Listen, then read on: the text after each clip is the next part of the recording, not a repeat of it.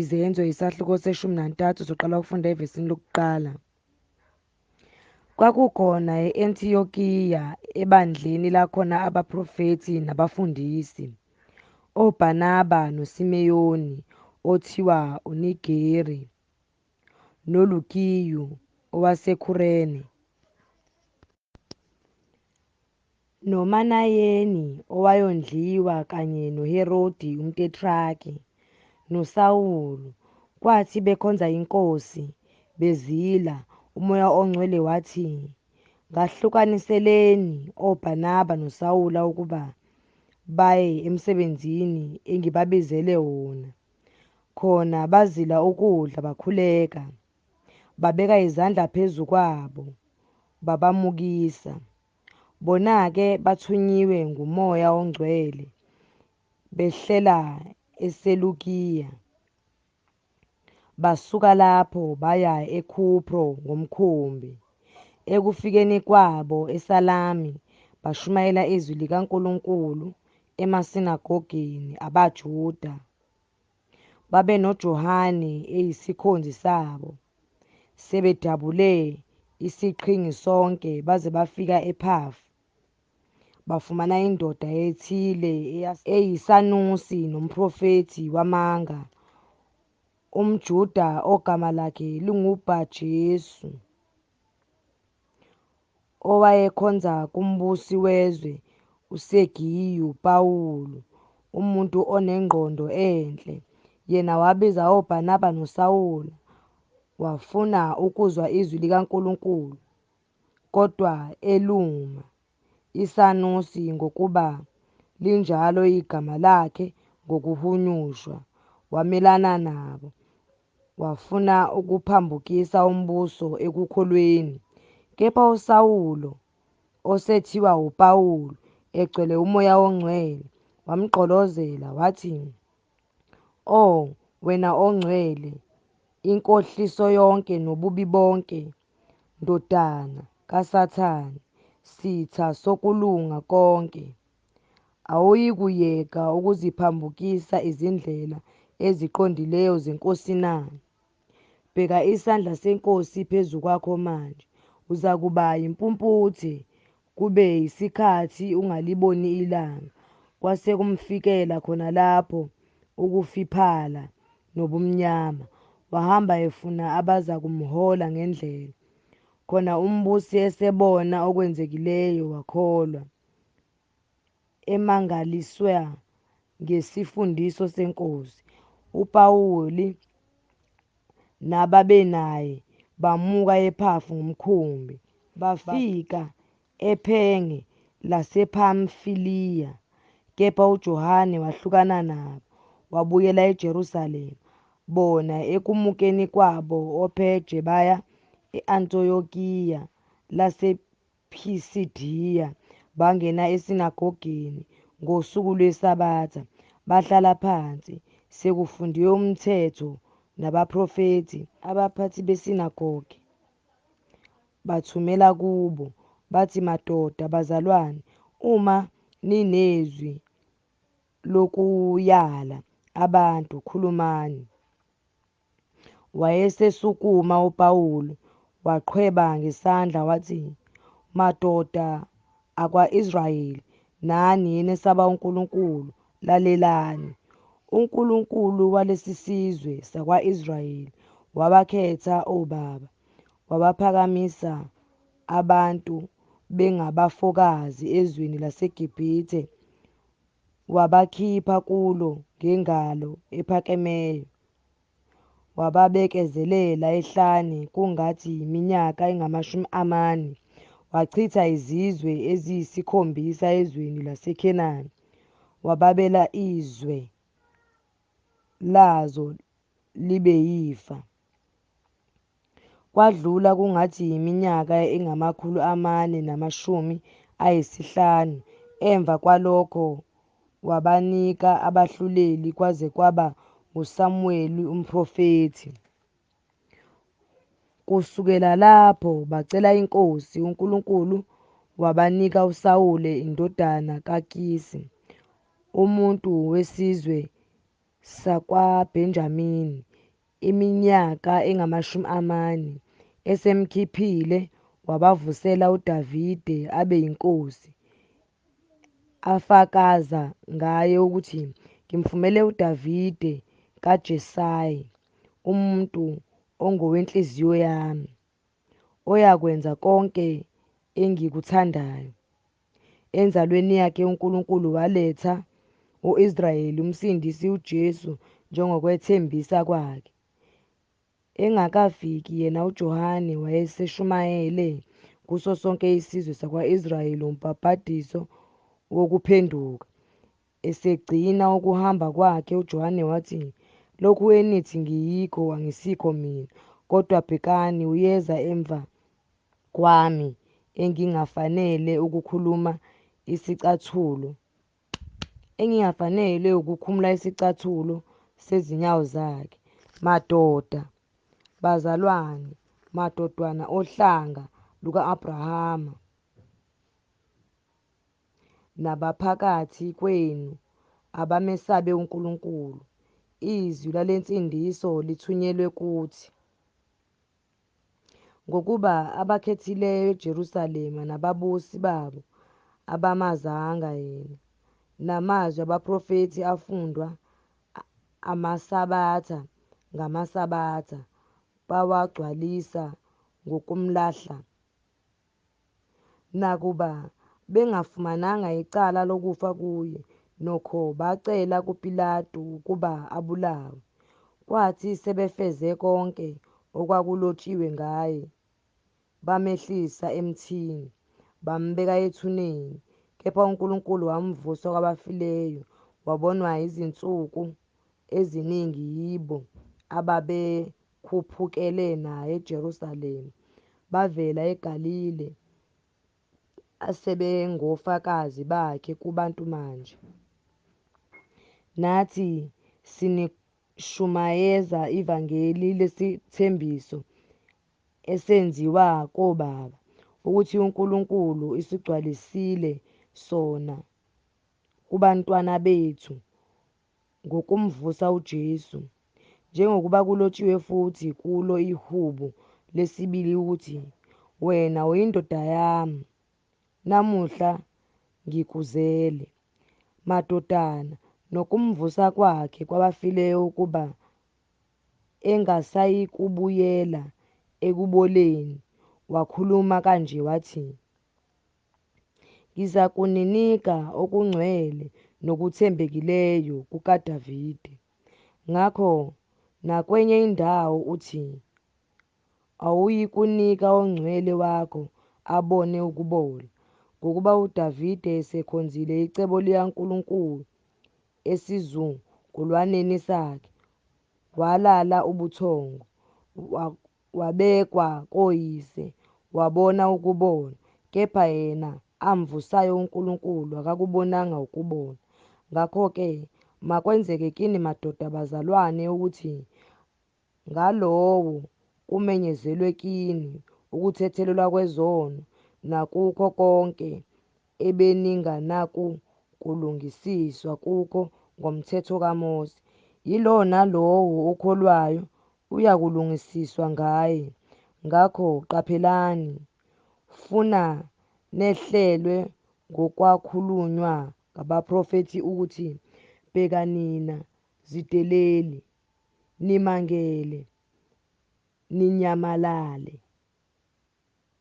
ngokuba mina ngisebenza umsebenzi emihleni yenu, umsebenzi eningayi kukholwa yiwo, nakuba umuntu enilandisa ngawo." Kwathi ekuphumeni kwabo, babacela ukuba lawo mazwi akhulunywe kubo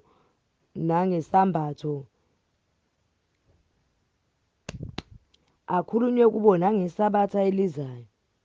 Khona sebehlakazekile abesinagoge abaningi babaJuda nabaproselythi aqotho, balandela oPawulu noBhanaba abakhuluma nabo, babancenga ukuba bahlale emseni kaNkulunkulu. Ngesabatha elilandelayo kwabuthana kucishe umuzi wonke ukuzwa izwi likaNkulunkulu, kepha abaJuda bebona izixuku bagcwala umhawu, bakuphika okwakukhulunywa nguPawulu behlambalaza. Khona oPawulu noBhanaba bakhuluma ngesibindi, bathi, "Bekudingeka ukuba izwi likaNkulunkulu likhulunywe kithi kuqala, kepha lokhu nilinqaba, nizisho nina nithi, 'Anifanele ukuphila okuphakade.' Bhekani, sesiphendukela kwabeZizwe, ngokuba iNkosi isiyalezile kanjalo ukuthi, ngikubekile ube ngukukhanya kwabeZizwe, ube yinsindiso kuze kube semkhawulweni womhlaba." Kwathi abeZizwe bekuzwa lokho, bathokoza, balidumisa izwi leNkosi, bakholwa bonke ababemiselwe ukuphila okuphakade. Izwi leNkosi lahanjiswa kulo izwe lonke, kepha abaJuda bavusa abesifazane abaqotho, abanesithunzi nezikhulu zomuzi, bavusela oPawulu noBhanaba ukuzingelwa, babaxosha emikhawulweni yabo. Bona-ke babavuthululela uthuli lwezinyawo zabo, beza e-Ikoniyum. Abafundi bagcwala intokozo noMoya oNgcwele. Acts chapter 14, start reading from verse 1. Izenzo isahluko se-14 soqala ufunda evesini lokuqala. Kwathi e-Ikoniyu bangena kanye esinagogeni labaJuda, bakhuluma kwaze kwakholwa isixuku esikhulu sabaJuda namaGreki. Kepha abaJuda abangakholwanga bavusa abeZizwe, babenza nhliziyombi ngakubazalwane. Nokho bahlala isikhathi eside, bafundisa ngesibindi ngeNkosi eyafakazela izwi lomusa wayo, ibanika ukuba kwenziwe izibonakaliso nezimangaliso ngezandla zabo. Kepha isixuku somuzi sahlukana phakathi, abanye babe ngabaJuda nabanye ngakubapostoli. Kwathi ukuba basukelwe isidumo sabeZizwe nabaJuda kanye nababusi babo sokubaphatha kabi nokubakhanda ngamatshe, bathi sebekwenzile lokho, babalekela emizini yaseLikawoniya, iListra neDebe, nasezweni langakhona, bashumayela khona ivangeli. EListra kwakuhlezi indoda ethile eyisilima ngezinyawo, eyisishosha selokhu yazalwa ngunina, engazange ihambe. Yona yamuzwa uPawulu ekhuluma, yena wayigqolozela, wabona ukuthi inokukholwa kokuba iphiliswe. Wathi ngezwi elikhulu, "Sukuma, ume ngezinyawo zakho." Yayisigxuma yahamba. Wathi-ke isixuku zikubona lokho akwenzile uPawulu, zaphakamisa izwi lazo, zathi ngesiLikawoniya, "Onkulunkulu befana nabantu behlele bathi." UBhanaba bambiza ngokuthi uJupitheri, uPawulu ngokuthi uMerkuriyu,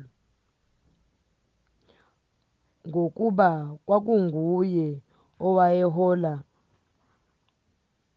ekukhulumeni.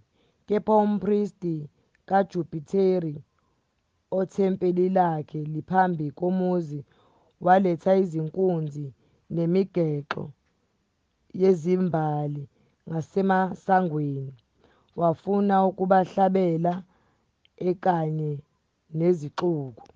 Kwathi ukuba bakuzwe lokho, abapostoli oBhanaba noPawulu baklebhula izingubo zabo, baphonseka phakathi kwezixuku bememeza bethi, "Madoda, Nikwenzelani lokhu na? Nathi singabantu abanjengani ngemvelo. Sinishumayeza ivangeli ukuba niphenduke kulokhu okuyize. Niphendukele kuNkulunkulu ophilayo, owenza izulu nomhlaba nolwandle nakho konke okukukho, othe ngezizukulwane ezidlulileyo wayeka isizwe zonke zihamba ngezindlela zazo, nokho akayekanga ukuzifakazela ngokwenza okuhle.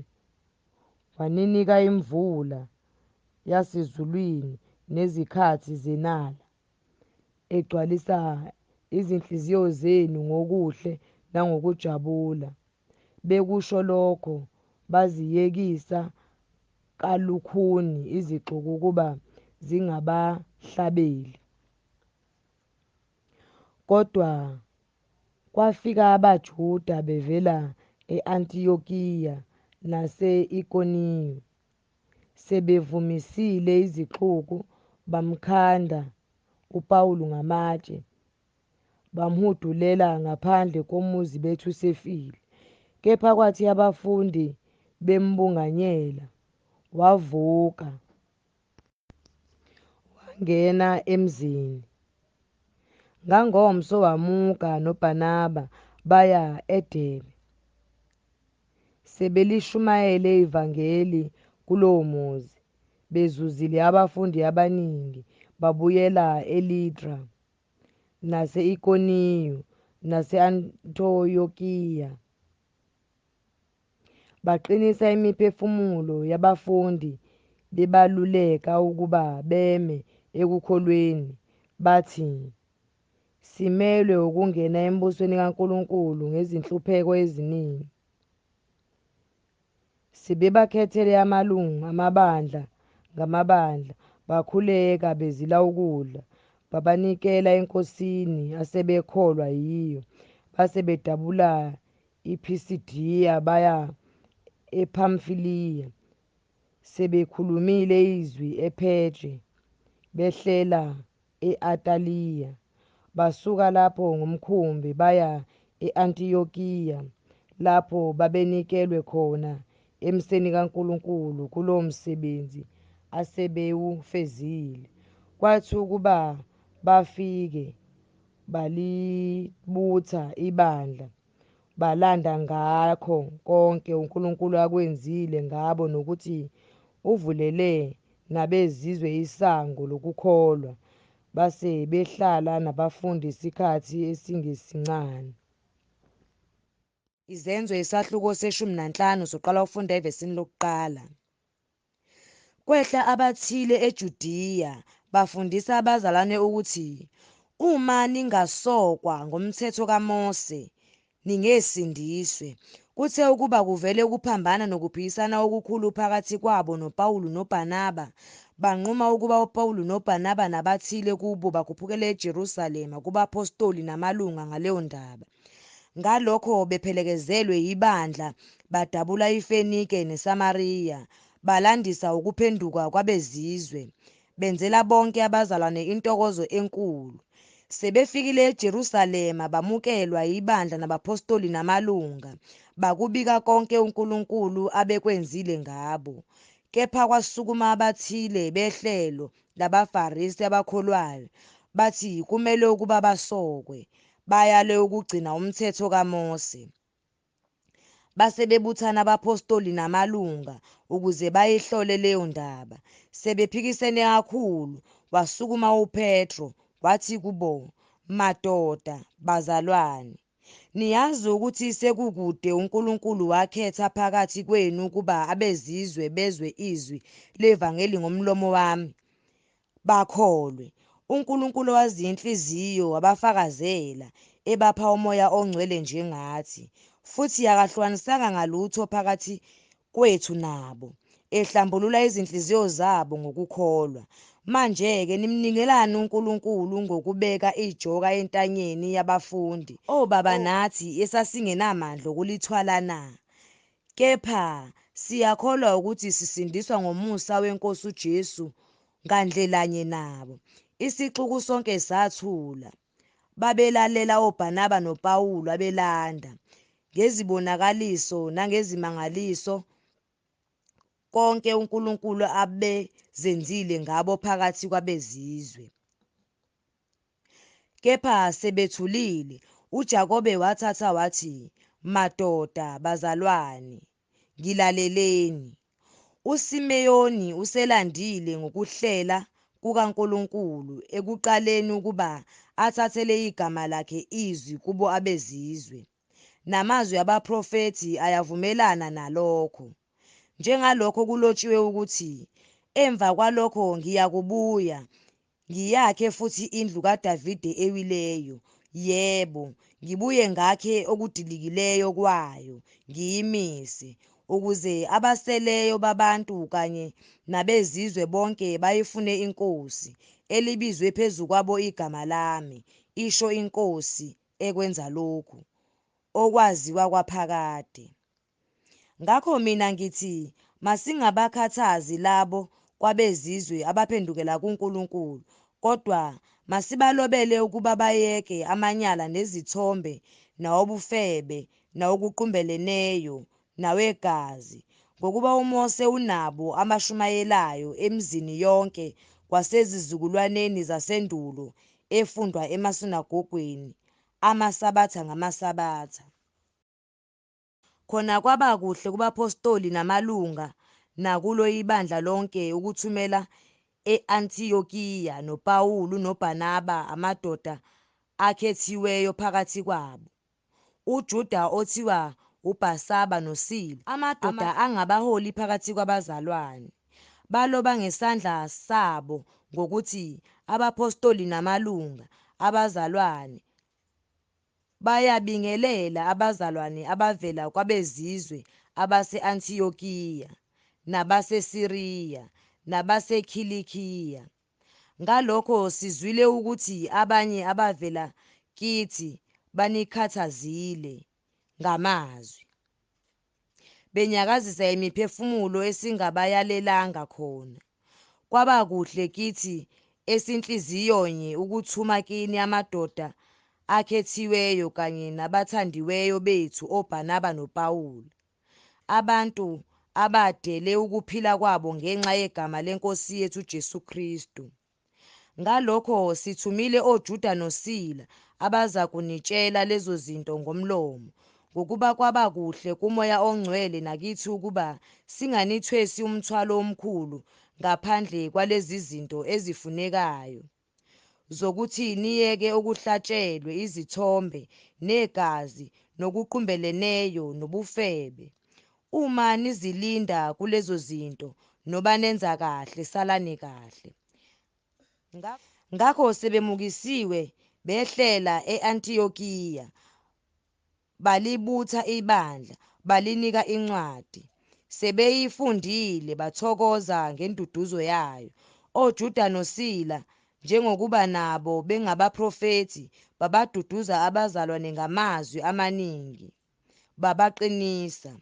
Sebehlale khona isikhathi, bamukiswa ngabazalwane ngokuthula, babuyela kubo ababathumileyo. Kepha kwaba kuhle kuSila ukuba asale khona, kodwa uPawulu noBhanaba bahlala e-Antiyokiya, befundisa beshumayela izwi leNkosi kanye nabanye abaningi. Emva kwezinsuku ezithile uPawulu wayesethi kuBhanaba, "Ake sibuye, sihambele abazalwane emizini yonke ngaminye esashumayela kuyo izwi leNkosi, sibone ukuthi bahlezi kanjani." uBhanaba wahlosa ukuhamba noJohane ethiwa uMarku, kepha uPawulu wathi akufanele ukuba behambe naye owabashiya ePhamfiliya, akaze aya nabo emsebenzini. Kwase kuvela ukuphikisana okukhulu, baze bahlukana.